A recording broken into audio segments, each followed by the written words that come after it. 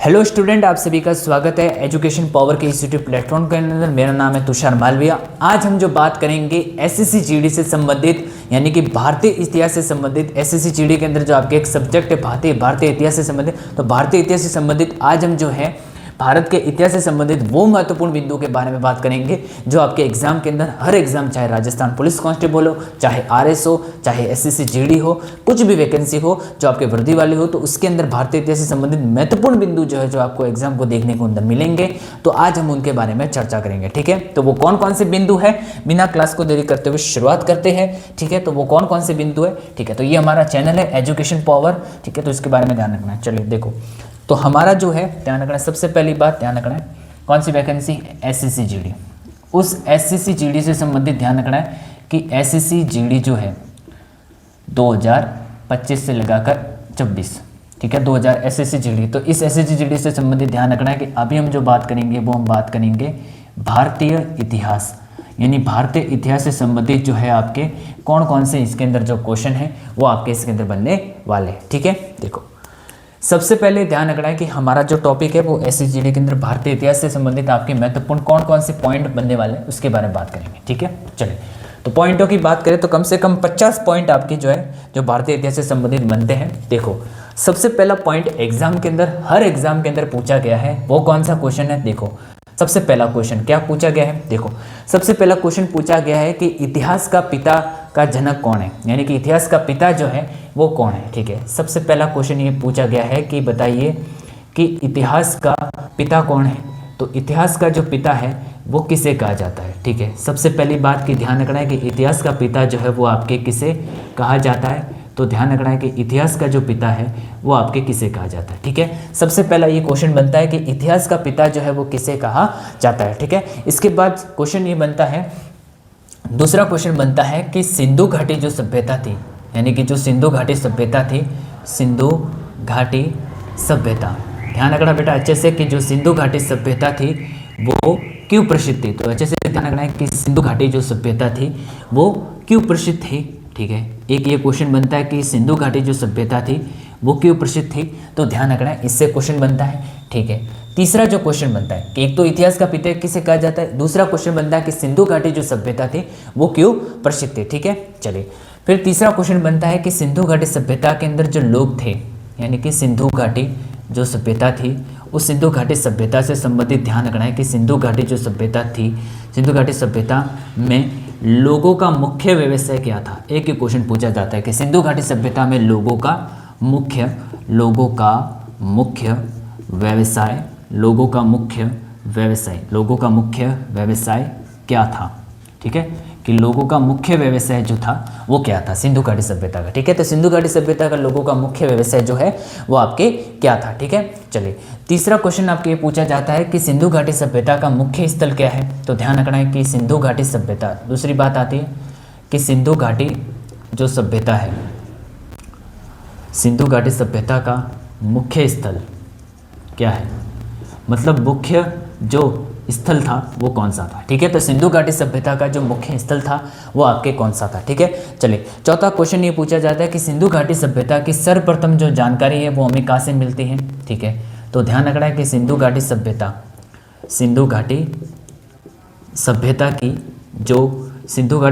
की सर्वप्रथम जो जानकारी है वो हमें क्या मिलती है। तो सिंधु घाटी सभ्यता से संबंधित यानी कि सिंधु घाटी सभ्यता की सर्वप्रथम जानकारी जो है वो हमें क्या मिलती है कि सिंधु घाटी सभ्यता की सर्वप्रथम जानकारी जो किसने दी, मतलब इसके बारे में सर्वप्रथम जो है किस व्यक्ति ने इसके बारे में बताया। ठीक है, और खोज के बारे में भी इसके बारे में पूछा जाता है। ठीक है, छठी बात आती है कि सिंधु घाटी जो सभ्यता है उनकी मुख्य फसल क्या थी।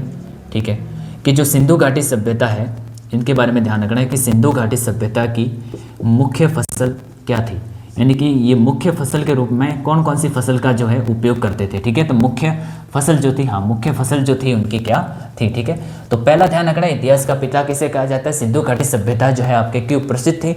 तो ज़्यादातर सिंधु घाटी सभ्यता से क्वेश्चन बनते हैं। ठीक है, चलिए दूसरी बात ध्यान रखना है। तीसरी बात आती है कि हड़प्पा सभ्यता क्या है एक प्रकार की। ठीक है, ये क्वेश्चन पूछा जाता है कि हड़प्पा सभ्यता जो थी वो क्या थी।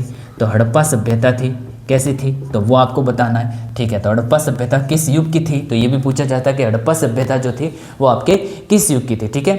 अगला क्वेश्चन बनता है कि मिस्र के राजा जो है वो क्या कहलाते थे, ठीक है। अगला क्या बनता है कि मिस्र के राजा जो है वो क्या कहलाते हैं, तो मिस्र के राजा कहलाते थे, क्या कहलाते थे, ये क्वेश्चन बहुत बनता है कि मिस्र के राजा कहलाते थे, क्या कहलाते थे, उसके बारे में बताना है कि मिस्र के राजा जो है वो आपके क्या कहलाते थे, ठीक है। अगला क्वेश्चन आपके बनता है कि बताइए कि पुराणों की संख्या जो है वो आपके कितनी है, बताइए पुराणों की संख्या कितनी है, कि पुराण जो है हमारे कितने हैं, ठीक है। पुराणों की संख्या कितनी है, पुराणों के रचयिता कौन है, पुराणों के रचयिता पूछे कि पुराणों के बच्चों बताइए कि रचयिता कौन है, ठीक है। पुराणों की जो रचना है वो आपके कौन से युग मतलब किस काल के अंदर हुई, तो पुराणों की जो रचना है वो आपके किस काल में, तो ध्यान रखना है कि पुराणों की जो रचना है वो किस काल में हुई, ठीक है। 12वां जो क्वेश्चन 12वां क्या बनता है, 12वां ये बनता है कि उपनिषद जो थे वो कितने हैं, ठीक है। उपनिषद जो थे वो कितने थे, उपनिषद कितने थे, ठीक है। फिर ये जो आपके पुराण हैं, ठीक है, इसमें से सबसे प्राचीन पुराण कौन सा है, तो ये भी पूछा जाता है कि पुराणों में सबसे प्राचीन पुराण कौन सा है, तो पुराणों में सबसे प्राचीन पुराण, तो सबसे प्राचीन पुराण जो है वो आपके कौन सा है, ठीक है। हाँ चलो ठीक है, तो समझ में गया था इसके बारे में कि इस इतिहास का पिता किसे कहा जाता है, सिंधु घाटी सभ्यता थी, क्यों प्रसिद्ध थी, सिंधु घाटी सभ्यता में लोगों का मुख्य व्यवसाय क्या था, सिंधु घाटी सभ्यता का मुख्य स्थल क्या था, सिंधु घाटी सभ्यता की सर्वप्रथम जानकारी किसने दी, सिंधु घाटी सभ्यता की मुख्य फसल क्या थी, हड़प्पा सभ्यता थी, मिस्र के राजा कहलाते थे, पुराणों की संख्या, पुराणों की रचयिता, पुराणों की जो रचना किस काल के अंदर हुई, और उपनिषद जो कितने थे, और सबसे प्राचीन जो वो था पुराण क्या था, ठीक है। इसके बाद क्वेश्चन मिलता है कि सिंधु घाटी सभ्यता यानी कि जो सिंधु घाटी सभ्यता है उनकी लिपि क्या थी, ठीक है। अगला क्वेश्चन बनता है कि सिंधु घाटी जो सभ्यता थी उनकी लिपि क्या थी, तो सिंधु घाटी सभ्यता की लिपि, एक क्वेश्चन ज़्यादातर ये क्वेश्चन बनता है लिपि के बारे में, ठीक है, कि सिंधु घाटी सभ्यता की लिपि जो थी वो क्या थी। दूसरा क्वेश्चन ये बनता है कि बताइए कि जो स्वास्तिक का जो चिन्ह है वो हमें कहाँ से प्राप्त हुआ, किस जगह से प्राप्त हुआ, सिंधु घाटी सभ्यता से, तो स्वास्तिक का जो चिन्ह है वो कहाँ से प्राप्त हुआ, ये पूछा जाता है कि स्वास्तिक का जो चिन्ह है वो हमें कहाँ से प्राप्त हुआ, ठीक है। तो देखो कितने 15 देखो 15 तक देखो इसके बारे में देखो। सबसे पहली बात करें तो ध्यान रखना है इतिहास का पिता किसे कहा जाता है, तो सबसे पहली बात ध्यान रखना है कि इतिहास के पिता कहा जाता है किसको, हेरोडोटस को, किसको कहते हैं, हेरोडोटस को।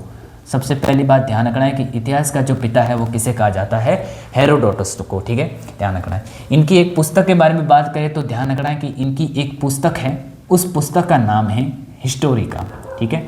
तो ये बात आपको ध्यान रखनी है इसके बारे में कि इतिहास का पिता किसे कहा जाता है, हेरोडोटस को, ठीक है। और इनकी पुस्तक का नाम क्या है, तो ध्यान रखना है कि इनकी पुस्तक का नाम है हिस्टोरिका, ठीक है। चलिए दूसरी बात आती है कि सिंधु घाटी सभ्यता जो थी वो क्यों प्रसिद्ध थी, तो ध्यान रखना है कि सिंधु घाटी सभ्यता जो थी वो इसलिए प्रसिद्ध थी क्योंकि जो सिंधु घाटी जो सभ्यता थी वो एक प्रकार की सुनियोजित शहर के रूप में प्रसिद्ध थी। किस रूप में, सुनियोजित शहर के रूप में, सुनियोजित शहर के रूप में प्रसिद्ध थी, ठीक है। तो सिंधु घाटी जो सभ्यता थी वो किस प्रकार की थी, सुनियोजित शहर के रूप में क्या थी बच्चों, प्रसिद्ध थे, ठीक है। तो सिंधु घाटी सभ्यता क्यों प्रसिद्ध थी, क्योंकि सुनियोजित शहर के रूप में थी, ठीक है। तीसरा क्वेश्चन बनता है कि सिंधु घाटी सभ्यता में लोगों का मुख्य व्यवसाय क्या था, तो आपको पता होना चाहिए कि इनका मुख्य व्यवसाय जो था वो था गेहूँ, ठीक है, गेहूँ और गेहूँ के साथ साथ आपके जौ, ठीक है। ये जो गेहूँ और जौ है इनके जो साक्ष्य है वो हमें कौन सी सभ्यता से मिलते हैं, तो ज़्यादातर आपको देखने को मिलेगा कि गेहूं और जौ के जो साक्ष्य है वो हमें आद्य ऐतिहासिक यानी कि ऐतिहासिक काल और आद्य ऐतिहासिक काल के अंदर आपके मिलता है, ठीक है। तो आपको पता होगा कि जो आपके ध्यान रखना है कि काल जो होता है वो दो मतलब कई प्रकार के, जैसे कि आपके पहला काल जो होता है वो आता है आपके प्राक ऐतिहासिक काल, पहला जो काल है वो क्या है, प्राक ऐतिहासिक काल है, ठीक है। दूसरा जो काल है वो आता है आपके कौन सा, तो दूसरा जो काल है वो आपके आता है आद्य ऐतिहासिक काल, ठीक है। दूसरा जो काल है वो कौन सा, आद्य ऐतिहासिक काल। और तीसरा जो आता है वो आपके कौन सा आता है, वो आपके आता है ऐतिहासिक काल, ठीक है। कौन सा आता है, ऐतिहासिक काल, ठीक है, जो अभी वर्तमान में हमारा चल रहा है, ठीक है। प्राक ऐतिहासिक काल ध्यान रखना है, इसका जो समय है इसका समय आपके क्या माना जाता है, तो इसका समय आपके माना जाता है आपके 25 लाख यानी कि 25 लाख BC से लगाकर आपके ये 25 लाख BC से लगाकर आपके ध्यान रखना आपके 10,000 BC तक ध्यान रखना आपके प्राक ऐतिहासिक काल का समय माना जाता है। मतलब प्राक ऐतिहासिक काल का समय 25 लाख BC से लगाकर 10,000 BC तक आपके ध्यान रखना है, इसका जो समय है वो आपके माना जाता है। आद्य ऐतिहासिक काल की मैं बात करूं तो इसका समय आपके माना जाता है 10,000 BC से लगाकर आपके 5,000 BC तक ध्यान रखना है आपके आद्य ऐतिहासिक काल का समय माना जाता है। और ऐतिहासिक काल जो है, इस ऐतिहासिक काल का जो समय है वो आपके 5,000 BC से लगाकर आपके ध्यान रखना है 3,000 BC तक ध्यान रखना आपके किसका, ऐतिहासिक काल का समय माना जाता है। ठीक है, अब ये जो आपके ऐतिहासिक काल है, अब इसके अंदर आपके कई सारे जैसे कि आते हैं आपके पूरा पाषाण काल, आपके किसी पाषाण काल, आपके ताम्र काल, कई इसके अंदर काल आते हैं। तो जो इसके अंदर बटे हुए हैं, जो आपके इन भागों के अंदर बटे हुए, ठीक है, प्राक ऐतिहासिक काल, आद्य ऐतिहासिक काल और आपके जो ऐतिहासिक काल है। ठीक है, ऐतिहासिक काल अभी टाइम में वर्तमान में जो चल रहा है ना ऐतिहासिक काल, वो ऐतिहासिक काल माना जाता है। ठीक है, तो ऐतिहासिक काल अभी वर्तमान में चल रहा है वो ऐतिहासिक काल है। ठीक है, जो पहले बीत चुका है तो ऐतिहासिक काल में। ठीक है, चलिए, तो ये ध्यान रखना है कि सिंधु घाटी सभ्यता के लोगों का मुख्य व्यवसाय तो क्या था, गेहूं और जौ, और गेहूं और जौ के जो साक्ष्य है मैं ये बताने की कोशिश कर रहा हूँ। तो ये आपके कौन से काल के अंदर मिले, आद्य ऐतिहासिक काल के अंदर मिले। क्या मिले, आद्य ऐतिहासिक काल के अंदर मिले। ठीक है, तो ये आपको ध्यान रखना है, एक खास बात आपको ये वाली खास बात ध्यान रखना है। ठीक है, तो इसके बारे में ये ध्यान रखना है। दूसरा क्वेश्चन बनता है कि सिंधु घाटी सभ्यता का मुख्य स्थल जो था वो क्या था।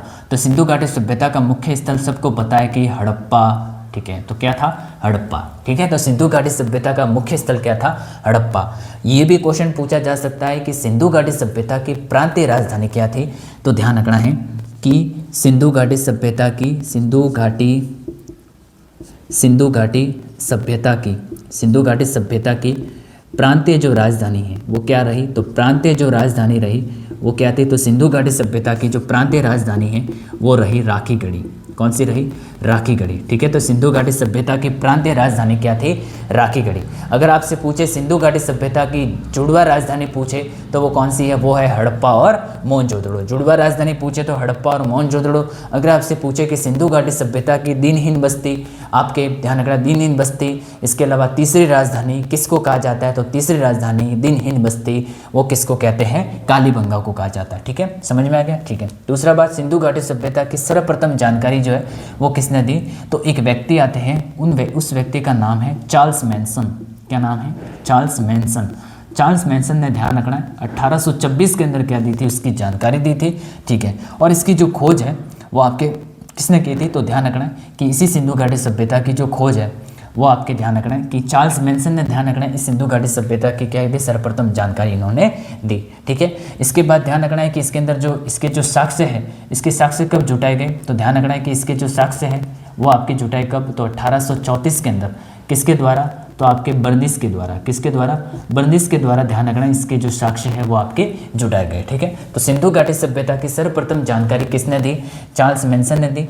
और इसकी जो ध्यान रखना है कि इसके जो मतलब साक्ष्य जुटाने का काम जो किया वो बर्निस ने किया कब, 1834 के अंदर। ठीक है, चले, तो ये सारी बातें आपको इसके अंदर ध्यान रखनी है। तीसरी बात आती है कि सिंधु घाटी सभ्यता का मुख्य फसल क्या थी। तो सिंधु घाटी सभ्यता का जो अरे यार मिस्टेक हो गया, चलिए कोई बात नहीं। देखो ये जो आपने गेहूं जो लिखा ना, इस गेहूं के स्थान पर ध्यान रखना है कि सिंधु घाटी सभ्यता में लोगों का मुख्य व्यवसाय क्या था, व्यापार था। क्या था, व्यापार था। और सिंधु घाटी सभ्यता की मुख्य फसल जो थी वो थी गेहूं। इधर आएगा। ठीक है, चलिए कोई बात नहीं, कर लेना इसको।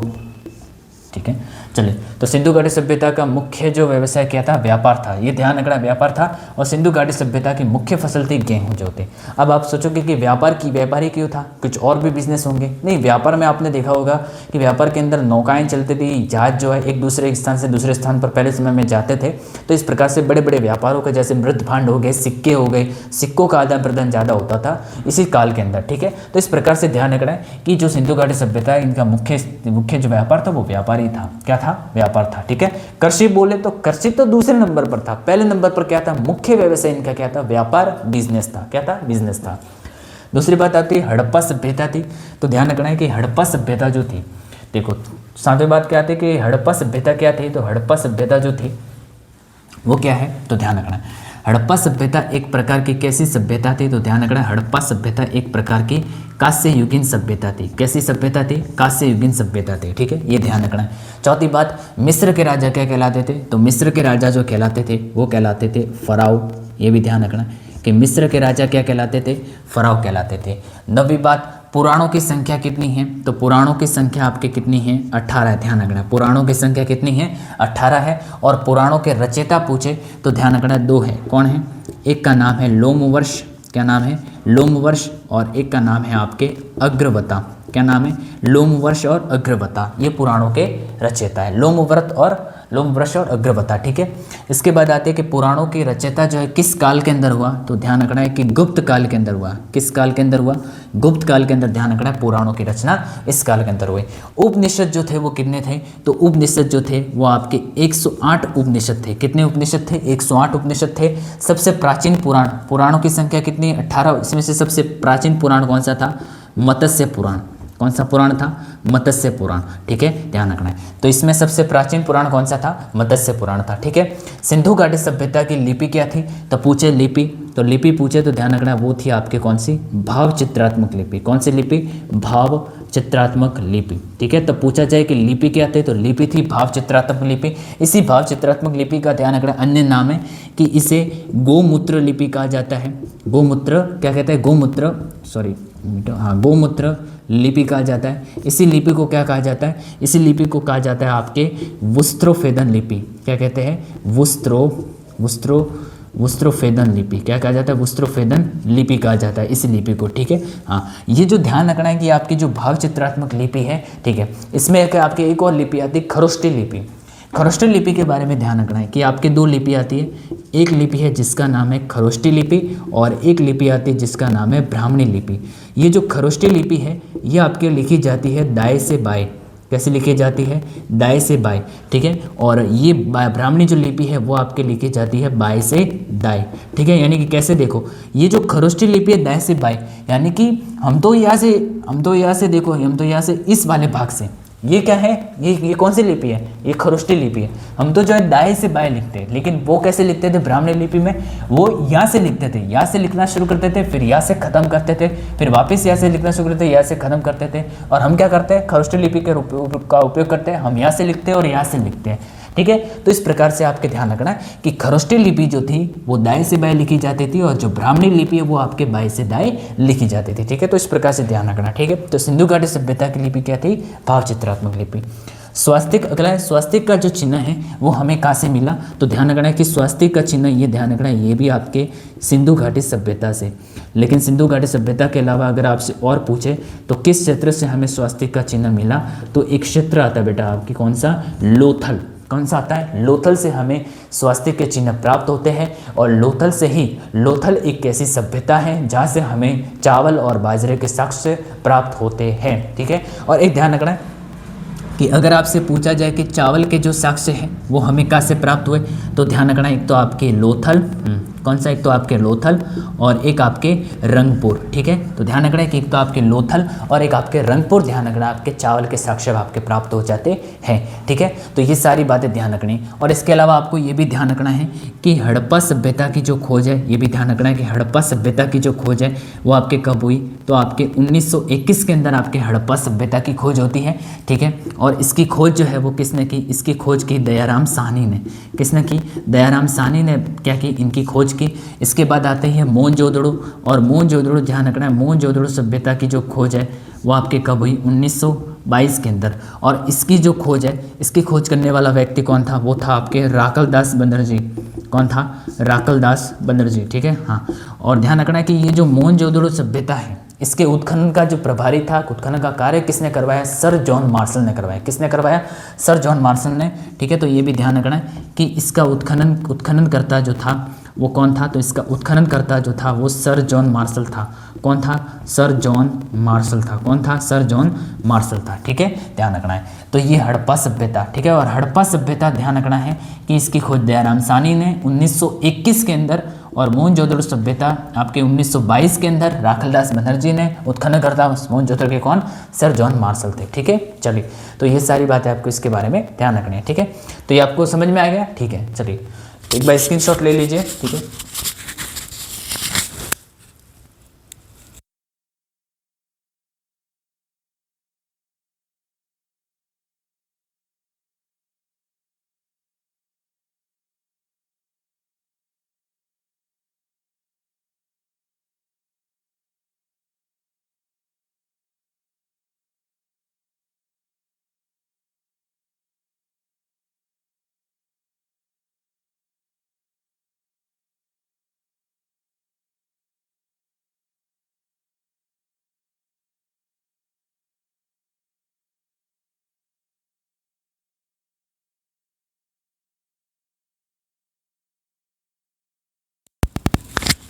चलिए ले लिया, ठीक है। चलिए अब इसके बाद मैं आपको यहाँ पर बता देता हूँ, ठीक है, और क्या क्या आपके खास बात यहाँ पर होने वाली है, ठीक है, कि और कौन कौन से क्वेश्चन जो है आपके सिंधु घाटी सभ्यता से संबंधित और कौन कौन से क्वेश्चन आपके यहाँ पर बनेंगे, ठीक है। देखो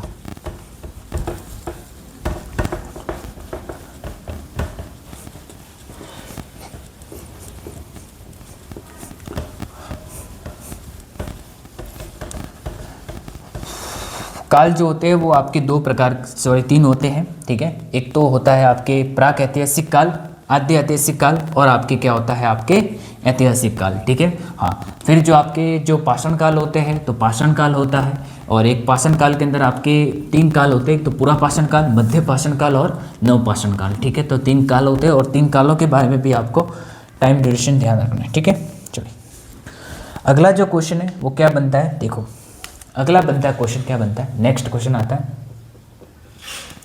वो बनता है कि हड़प्पा सभ्यता जो थी, या कुछ भी ध्यान रखना है कि हड़प्पा या जो आपके सिंधु घाटी सभ्यता थी, ठीक है, कि हड़प्पा और सिंधु घाटी सभ्यता के अंदर जो बर्तन हुआ करते थे, कि हड़प्पा सिंधु घाटी सभ्यता में बर्तनों का जो रंग था वो कैसा था। मतलब आपने सुना होगा सिंधु घाटी सभ्यता में मृद भांड, मृद भांड, मृद भांड, कई बार ऐसे शब्द आते, तो मृद भांडों का जो रंग था वो कैसा था। तो हड़प्पा और सिंधु घाटी सभ्यता में बर्तनों का जो रंग था वो कैसा था, किस रंग का ध्यान रखना है। वहाँ पर जो है आपके चित्रकारी होते थे कि बर्तनों के ऊपर जो है कौन सा रंग जो है वो चढ़ाते थे, ठीक है। तो इसके बारे में बताना है, ठीक है। चलिए इसके बाद जो है आपके क्या बनता है, इसके बाद क्वेश्चन आपके ये बनता है कि जो आपके मेसोपोटामिया जो सभ्यता थी, मेसोपोटामिया, ठीक है, ये जो आपके मेसोपोटामिया है, इस सभ्यता का अर्थ मेसोपोटामिया की है, तो मेसोपोटामिया का अर्थ क्या होता है तो वो बताना है, ठीक है। तो मेसोपोटामिया का जो अर्थ है वो क्या है, ठीक है, ध्यान रखना है।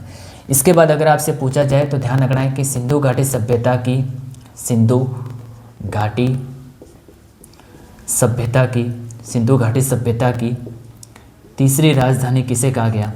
ये क्वेश्चन बहुत बार आया है कि बताइए कि सिंधु घाटी सभ्यता की तीसरी राजधानी किसे कहा गया है, ठीक है। तीसरी राजधानी पूछे कि, इसके बाद पूछे कि जुड़वा राजधानी किसे कहा गया है, जुड़वा राजधानी किसे कहा गया है। इसके अलावा अगर आपसे पूछे कि बताइए कि प्रांतीय राजधानी जो है वो किसे कहा गया है, कि बताइए कि प्रांतीय राजधानी जो है वो किसे कहा गया है, ठीक है। चलिए इसके बाद जो है अगला जो क्वेश्चन है वो क्या बनता है कि बताइए कि हड़प्पा सभ्यता की खोज, ये भी लिखवा देता हूँ कि हड़प्पा सभ्यता की जो खोज है वो किसने की। तो हड़प्पा सभ्यता की खोज किसने की, ठीक है।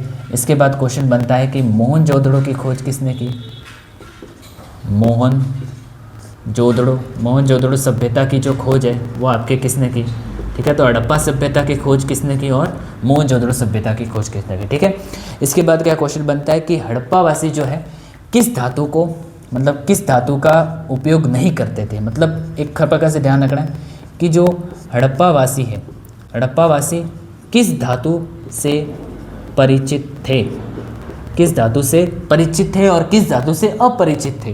देखो एक तो हड़प्पा वासी किस धातु से परिचित थे, यानी कि किस धातु का उपयोग करते थे, और दूसरा क्वेश्चन बनता है कि किस धातु से अपरिचित थे, ठीक है, ध्यान रखना है।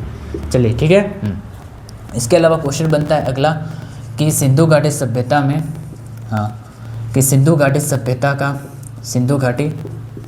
का प्रथम पालतू जानवर कौन सा था। यानी कि सिंधु घाटी सभ्यता का प्रथम पालतू जानवर कौन सा था। तो सिंधु घाटी सभ्यता का प्रथम पालतू जानवर जो था कौन सा था, उसके बारे में ध्यान रखना है, ठीक है।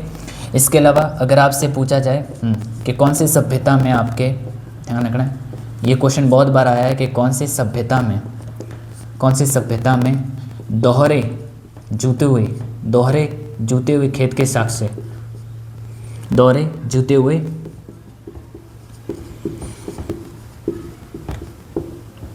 खेत के साक्ष्य जो है वो प्राप्त हुए, कहाँ से प्राप्त हुए, ध्यान रखना है, ठीक है। इसके बाद ध्यान रखना है कि जो सिंधु घाटी सभ्यता थी वो कैसी सभ्यता थी, ठीक है, ये भी ध्यान रखना है। सिंधु घाटी सभ्यता कैसी सभ्यता थी, ठीक है। तो सिंधु घाटी जो सभ्यता थी वो आपके कैसी सभ्यता थी, ठीक है। इसके अलावा ध्यान रखना है और क्या क्वेश्चन बनता है, इसके अलावा ध्यान रखना है आपका क्वेश्चन बनता है कि सिंधु घाटी सभ्यता की, हाँ, ये मेन सबसे इंपॉर्टेंट क्वेश्चन है कि सिंधु घाटी सभ्यता की सबसे बड़ी इमारत क्या थी। तो सिंधु घाटी सभ्यता की सबसे बड़ी इमारत क्या थी, ठीक है। इमारत पूछे तो क्या थी इमारत, और इमारत के अलावा अगर आपसे पूछे कि सिंधु घाटी सभ्यता का सिंधु घाटी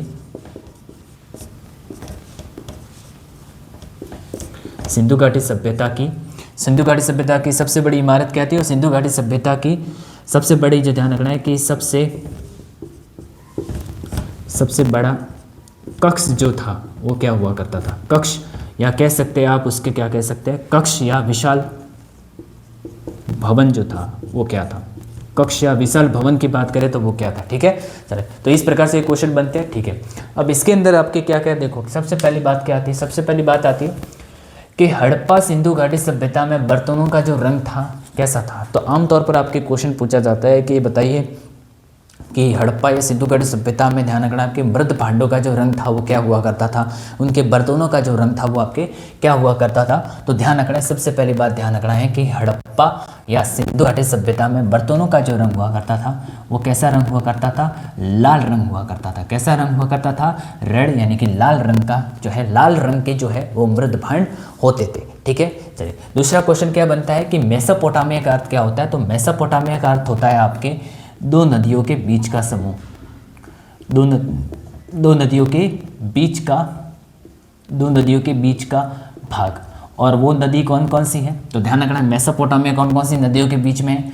तो दो नदी आती है, एक नदी आती है जिसका नाम है दजला, और एक नदी आती है फरात। तो दजला और फरात नदी के बीच में आपके कौन सी सभ्यता है, पूछा जाए तो कौन सी सभ्यता है, मेसोपोटामिया सभ्यता। और मेसोपोटामिया का अर्थ क्या होता है, दो नदियों के बीच का जो भाग होता है वो आपके क्या कहलाता है, वो आपके मेसोपोटामिया कहलाता है, ठीक है। हाँ, और क्वेश्चन आपके ये बनते हैं कि बताइए कि जो आपके चीन की सभ्यता है, एक क्वेश्चन ये बनता है कि चीन की सभ्यता जो है, चीन की सभ्यता कौन सी नदी पर है। तो वो है आपके कौन सी नदी, होंग हो नदी पर। कौन सी नदी पर, होंग हो नदी के किनारे पर आती है।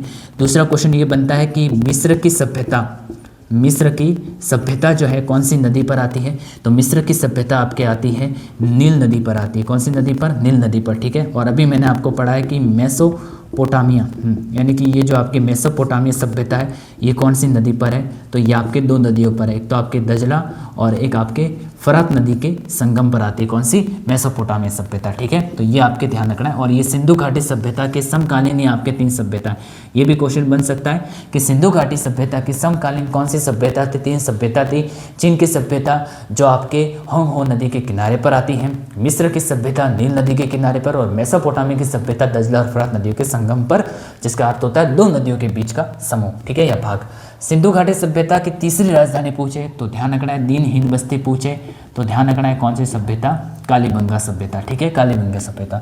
जुड़वा राजधानी पूछे तो दो है, कौन कौन सी, एक राजधानी हड़प्पा, एक राजधानी कौन सी, हड़प्पा, और दूसरी जो राजधानी वो हड़प्पा और मोहनजोदड़ो, ठीक है। हाँ, तो अगर आपसे पूछा जाए कि बताइए कि जुड़वा राजधानी कौन सी, हड़प्पा और मोहनजोदड़ो। प्रांतीय राजधानी पूछे तो प्रांतीय राजधानी कौन सी है, तो वो है आपके राखीगढ़ी, ठीक है।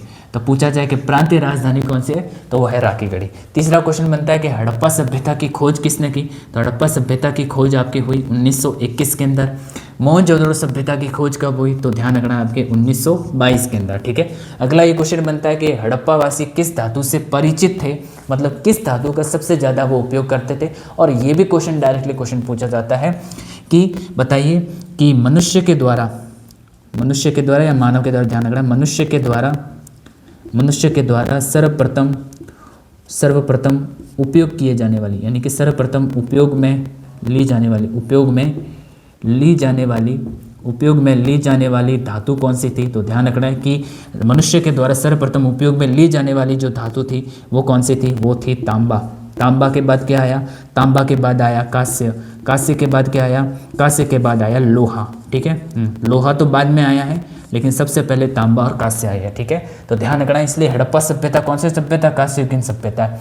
और एक आपके आती है गणेश्वर सभ्यता जो आपके ताम्रयुगीन सभ्यता है, ठीक है, ये भी ध्यान रखना है। जिसे क्या कहते हैं, गणेश्वर सभ्यता को क्या कहा जाता है? गणेश्वर सभ्यता को, तो गणेश्वर सभ्यता को ध्यान रखना है कि सभी सभ्यताओं की जननी कहा जाता है। किस सभ्यता को?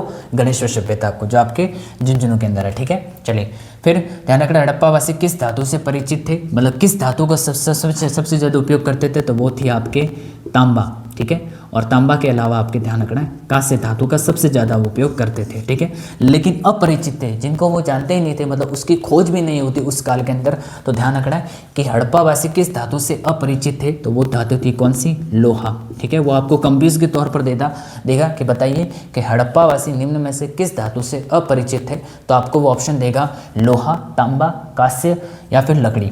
ठीक है, तो उसमें आपका ऑप्शन क्या देगा, उसमें आपको ध्यान रखना है, तो आप टिक करोगे होगा लोहा। लोहा क्यों टिक करें? क्योंकि आपको हम लोग जानते हैं कि अभी लोहा धातु का उपयोग बहुत ज़्यादा हो रहा है, तो पहले भी समय में होता होगा, नहीं, लोहा धातु उसके बाद में आई है लोहा धातु। ठीक है, तो सबसे पहले कौन सी धातु का उपयोग किया जाने लगा? तांबा। तांबे के बाद कांस्य, कांस्य के बाद लोहा आया। ठीक है, तो बाद में लोहा आया, सिंधु घाटी सभ्यता के बाद आया लोहा। ठीक है, तो हड़प्पावासी किस धातु से सबसे ज़्यादा जो थे परिचित थे? कांस्य और तांबा। और अपरिचित पूछे तो लोहा धातु से सर्वाधिक अपरिचित थे। सिंधु घाटी सभ्यता का प्रथम पालतू जानवर कौन सा है? कुत्ता। कौन सा है? कुत्ता।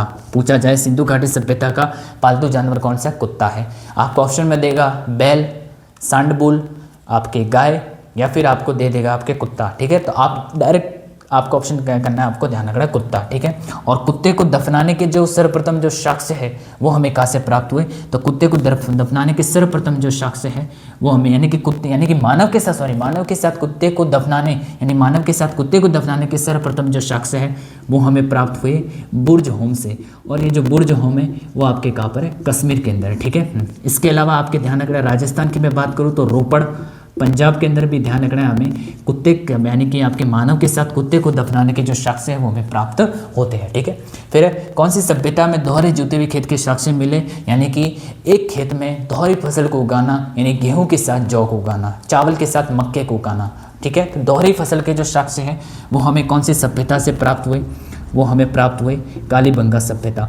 ये जो कालीबंगा सभ्यता है, इसी कालीबंगा सभ्यता की मैं बात करूं तो इसकी खोज किसने की थी? इसकी खोज की थी आपके अमलानंद घोष ने। किसने की थी? अमलानंद घोष ने की थी। ठीक है, तो कालीबंगा सभ्यता की खोज अमलानंद घोष ने की थी। कब की थी? तो अमलानंद घोष ने की थी 1952 के अंदर। ठीक है, ध्यान रखना है। ये जो कालीबंगा सभ्यता है ये कौन सी नदी के तट पर है? तो ये ध्यान रखना है आपके घग्गर नदी के तट पर है। घग्गर नदी जिसे राजस्थान का शौक कहते हैं, जिसे राजस्थान की प्राचीन सरस्वती कहा जाता है, और इसी घग्गर नदी को ध्यान रखना है नट नदी, मृत नदी के नाम से इसको जाना जाता है। ठीक है, ध्यान रखना है। चलिए, इसके अलावा सिंधु घाटी सभ्यता कैसी सभ्यता थी? तो ध्यान रखना कि सिंधु घाटी जो सभ्यता थी ये एक प्रकार की ग्रामीण सभ्यता थी। कैसी सभ्यता थी? ग्रामीण सभ्यता थी। ठीक है, और खास बात करूँ तो सिंधु घाटी सभ्यता के जो लोग थे वो कैसे थे? एक प्रकार के शांति प्रिय थे, मतलब शांत स्वभाव के थे। कैसे थे? शांति प्रिय थे। ठीक है, सिंधु घाटी सभ्यता जो सभ्यता इसमें कौन से परिवार का शासन था? तो मात्र सत्तात्मक परिवार होगा। कौन सा? मतलब मात्र यानी कि घर का जो मुखिया होता था वो कौन होता था? माता होती थी। क्या होती थी? घर का मुखिया जो होता था माता होती थी। ठीक है, ध्यान रखना है। तो ये आपको ध्यान रखना है। तो सिंधु घाटी सभ्यता कैसी सभ्यता थी? ग्रामीण सभ्यता थी। ठीक है, और शांति प्रिय, वहाँ के लोग शांति प्रिय थे। मात्र सत्तात्मक परिवार वाली सभ्यता थी। सिंधु घाटी सभ्यता की सबसे बड़ी इमारत पूछे तो आप ध्यान रखना क्या करोगे? विशाल स्नानगार नहीं, विशाल स्नानगार नहीं, अन्नागार। क्या है? विशाल अन्नागार। ठीक है, तो ध्यान रखना है विशाल अन्नागार क्या थी? ये सबसे बड़ी इमारत थी। ठीक है, विशाल अन्नागार। ठीक है, ध्यान रखना। तो विशाल अन्नागार यानी कि भोजन रखने का, यानी कि अनाज रखने का गोदाम, अनाज रखने का गोदाम, अनाज रखने का गोदाम, अनाज रखने का जो गोदाम था वो यहाँ पर आपके स्थित था। कहाँ पर? सिंधु घाटी सभ्यता में विशाल अन्नागार। तो सबसे बड़ी इमारत पूछे, बहुत बार क्वेश्चन आया है कि सिंधु घाटी सभ्यता की सबसे बड़ी इमारत कौन सी है? तो आपको ऑप्शन में देगा विशाल अन्नागार, विशाल स्नानघर, कुएं या फिर बावड़ी। तो क्या हुआ था? ध्यान रखना। तो आपके ध्यान रखना विशाल अन्नागार। ठीक है, सिंधु घाटी सभ्यता की सबसे बड़ा कक्ष या विशाल भवन पूछे तो वो था, ये था आपके क्या? ये था विशाल स्नानघर। ठीक है, स्नानागार, विशाल स्नानागार। ये जो विशाल स्नानागार है इसी के बारे में खास बात ध्यान रखना है कि जो विशाल स्नानागार है, ध्यान रखना है कि इसकी जो लंबाई थी वो थी 11.88। ठीक है, और इसकी जो चौड़ाई होती थी वो चौड़ाई कितनी होती थी, वो चौड़ाई होती थी आपके 7.43, ठीक है। और इसकी जो गहराई होती थी, इसकी गहराई कितनी होती थी, तो इसकी जो गहराई होती थी वो होती थी 2.53, ठीक है, ध्यान रखना। तो सिंधु घाटी सभ्यता के अंदर ध्यान रखना, सिंधु घाटी सभ्यता की जो सबसे बड़ा कक्ष है यानी कि जो आपके विशाल भवन है वो कौन सा, विशाल स्नानागार है, ठीक है, जिनकी लंबाई कितनी होती थी 111.88, चौड़ाई 7.43 और जो आपकी गहराई होती थी, इसकी गहराई कितनी होती थी 2.53%, ध्यान रखना इसकी क्या होती थी, गहराई होती थी, ठीक है। तो इस प्रकार से, ठीक है, तो ये आपको समझ में अच्छे से आपको यहाँ पर इसके बारे में ध्यान रखना है, ठीक है। तो हड़प्पा सभ्यता, सिंधु घाटी सभ्यता के बर्तनों का रंग कैसा था, लाल रंग था, ठीक है। मेसोपोटामिया का 2 नदियों के बीच का भाग था, जो दजला और फरात नदियों के बीच का भाग मेसोपोटामिया कहलाता था, ठीक है। ये सभी क्वेश्चन पूछा जा सकता है कि दजला और फरात नदियों के बीच का जो भाग है उस भाग के अंदर कौन सी सभ्यता बसी हुई थी, ठीक है, तो आपको ध्यान रखना है मेसोपोटामिया सभ्यता, ठीक है। सिंधु घाटी सभ्यता तीसरी राजधानी कौन सी है, कालीबंगा, जुड़वा राजधानी हड़प्पा मोहनजोदड़ो, प्रांत राजधानी पूछे तो राखी गढ़ी। हड़प्पा सभ्यता की खोज 1921 के अंदर हुई थी, मोहनजोदड़ो सभ्यता की 1922 में खोज हुई थी। हड़प्पा सभ्यता किस धातु से परिचित है, तांबा का से अपरिचित, मतलब नहीं जानते थे लोहा धातु को। सिंधु घाटी सभ्यता का प्रथम पालतू जानवर कुत्ता, ठीक है, ये ध्यान रखना है। सर्वप्रथम अवशेष बुर्ज जम्मू कश्मीर से मिले, यानी कि मानव के साथ कुत्ते को दफनाने के साक्ष्य बुर्ज जम्मू कश्मीर से मिले, और द्वितीय जो साक्ष्य वो रोपड़ पंजाब से मिले, ठीक है। इसके बाद आता है कि कौन सी सभ्यता में दोहरे जुते हुए खेत के साक्ष्य हमें जो है प्राप्त होते हैं, तो ध्यान रखना है कौन सी सभ्यता में हमें दोहरे जुते हुए खेत के साक्ष्य प्राप्त होते हैं, कालीबंगा सभ्यता से प्राप्त होता है, ठीक है, यानी कि एक फसल के साथ दोहरी फसल को उगाना। सिंधु घाटी सभ्यता की सबसे बड़ी इमारत विशाल अन्नागार, अनाज रखने का गोदाम। और सिंधु घाटी सभ्यता की सबसे बड़ा कक्ष या विशाल भवन पूछे, भवन के बारे में पूछे तो विशाल स्नानागार, और अगर बड़ी इमारत पूछे तो विशाल अन्नागार, ठीक है। चलिए तो ठीक है, तो ये थे आज के हमारे कितने, कम से कम 30 क्वेश्चन जो है हमने यहाँ पर इंपॉर्टेंट क्वेश्चन के बारे में बात की, ठीक है। इसके बाद आपके नेक्स्ट पार्ट 2 आएगा जिसके बारे में और हम इसके बारे में डीप के अंदर और हम जो है भारतीय देश के बारे में और कुछ जानकारी देंगे आपको, ठीक है। तो मिलते हैं, आज की क्लास के लिए इतना ही। Okay, thank you, all the best.